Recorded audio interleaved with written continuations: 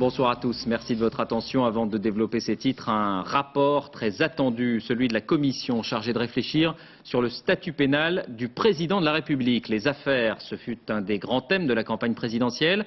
Jacques Chirac, cité dans plusieurs dossiers, s'était engagé à ouvrir le débat. Eh bien, la commission a rendu ses propositions aujourd'hui. Le président resterait intouchable, hors de portée des juges pendant toute la durée de son mandat, mais les sages proposent aussi l'instauration d'une procédure d'empêchement, comme aux États-Unis. Dominique Verdeillan, Claude Barnier.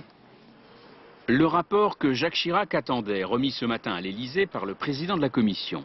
Officiellement, le chef de l'État n'a pas réagi à son contenu.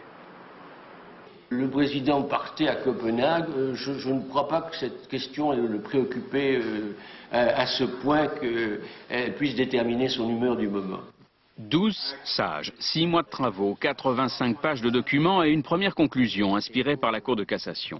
Durant son mandat, le chef de l'État ne peut faire l'objet d'aucune poursuite, aucune instruction judiciaire. En revanche, la justice reprend ses droits quand le président redevient un simple citoyen.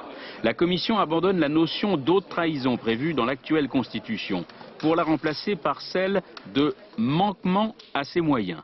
Députés et sénateurs peuvent alors déclencher une procédure visant à empêcher le président d'exercer, puis de le destituer. Dans l'histoire, c'est ce qui est arrivé au président Collor au Brésil, et il a été obligé de partir.